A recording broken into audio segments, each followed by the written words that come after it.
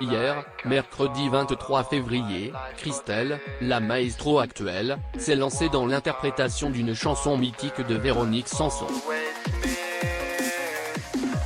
Remise au goût du jour en 2010 lors de la sortie de Tout ce qui brille, le film de Géraldine Nakache avec Leila Bekti, chanson sur ma drôle de vie, dévoilée en 1972, a toujours fait l'unanimité. C'est sur le plateau de N'oubliez pas les paroles que Nagui a souhaité partager une petite anecdote au sujet de ce célèbre titre. À lire également N'oubliez pas les paroles, France 2, Margot révèle avoir peur depuis sa participation à l'émission.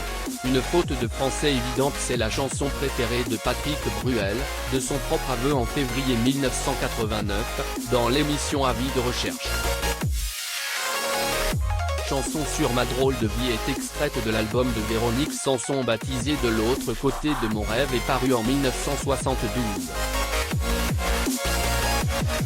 La chanteuse a composé et écrit elle-même ce titre qui semble plus léger par rapport au reste de son répertoire.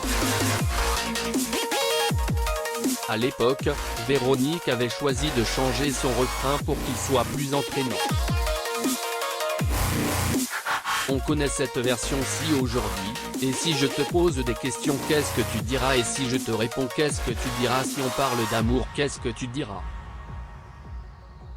Mais la version initiale était différente et peut-être un peu plus lourde. Et si je te pose des questions qu'est-ce que tu diras? Et si tu me réponds qu'est-ce que je dirais? Si on parlait d'amour qu'est-ce que tu dirais? Avait-elle d'abord écrite avant de changer d'avis. Hier, Nagui révélait justement une anecdote au sujet des paroles de ce titre emblématique de la chanteuse. L'animateur soulignait que dans cette chanson, on entend « Je fais ce que j'ai envie » qui est une faute de français évidente puisqu'elle aurait dû chanter « Je fais ce dont j'ai envie ». Le présentateur de N'oubliez pas les paroles révélait également que le père de Véronique aurait été très contrarié de cette faute, à l'époque, en raison de sa profession. Le papa de Véronique Sanson, professeur de français, était fou de rage que sa fille chante une chanson avec une faute de français dedans. Mais on appelle ça après une licence politique, c'est dans la chanson maintenant on l'accepte.